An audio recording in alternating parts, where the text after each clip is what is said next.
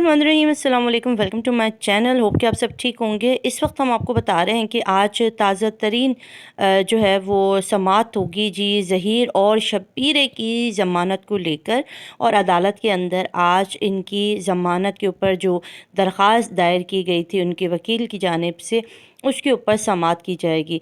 अच्छा जी, बहुत सारे हलकों में ये बात भी की जा रही थी कि चालान को जो जिस तरह से चैलेंज किया गया है उसके बाद नामुमकिन है कि अदालत जो है वो इनको बरी करे, मगर अभी तक इस केस की समाअत नहीं हो सकी है। इस केस की समाअत का टाइम 11 बजे रखा गया है और 11 बजे के बाद कार्रवाई होगी। और अब देखना ये है कि क्या वाक़ई मुल्ज़िमान को बरी किया जाएगा और या मुल्ज़िमान को जो है वो उनकी जो ज़मानत है उसको कैंसिल करके उनकी सज़ा को बरकरार रखा जाएगा।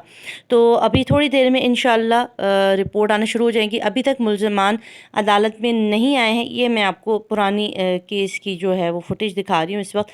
अभी तक मुल्ज़िमान जो है वो अदालत में पेश नहीं हुए। 11 बजे का टाइम है और बड़ी ही उम्मीद है कि इनको आज शायद पेश ना किया जाए।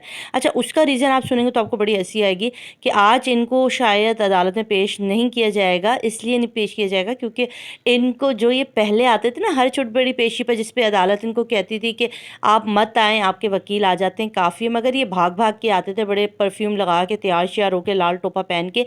तो अब इनको जो है वो इसलिए ये नहीं आएंगे क्योंकि अब अगर ये आएंगे तो इनको हाथों में हथकड़ियों का सामना होगा और बैठने के लिए जो है वो ज़मीन होगी।